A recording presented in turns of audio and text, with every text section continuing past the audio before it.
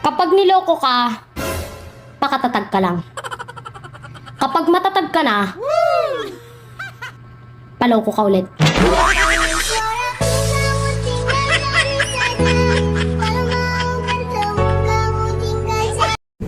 Hoy be, sa ganda mong yan, yung totoo, ilan ang naghahabol sa'yo? Well, depende kung ilan yung inutangan ko.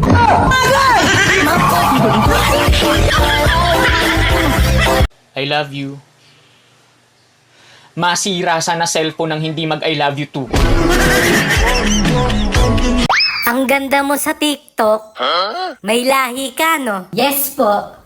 Half Pilipina, half filter.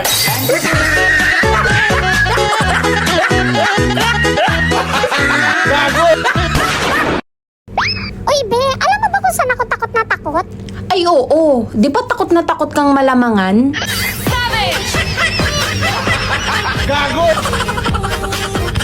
Besh, mas maganda yung pinalit sa'yo. Duh! Correction, hindi siya maganda. Malandi siya.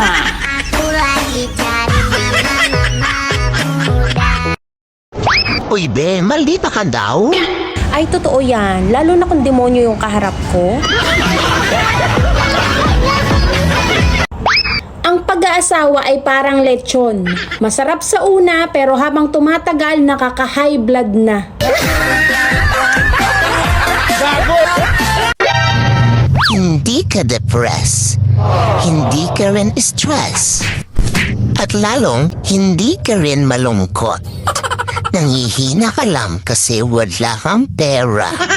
Ganun yun.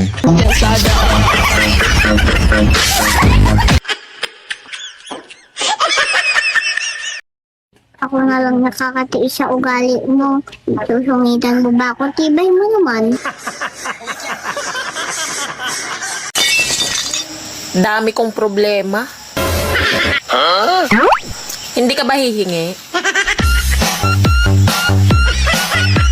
Buti pa yung katawan ko. Mataba. Wow. Yung wallet ko, malnourished.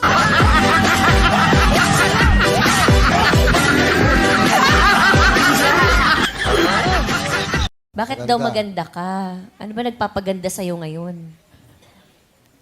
Wala lang, maganda lang. Binigay ni Lord. Hashtag sana all. Gumaganda lang naman yan sa post niya dahil sa filter. Natural. Alam mo naman mag-post ako ng picture ko na mukha akong tikbalang.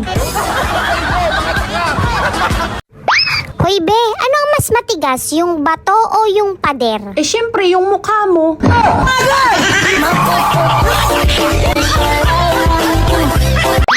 Yung maganda ka nga, wala ka namang pera. Ang tawag dyan, beauty poor.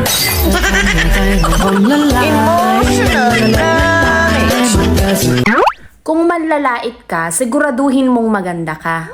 Hindi yung mukha kang expired na fishball.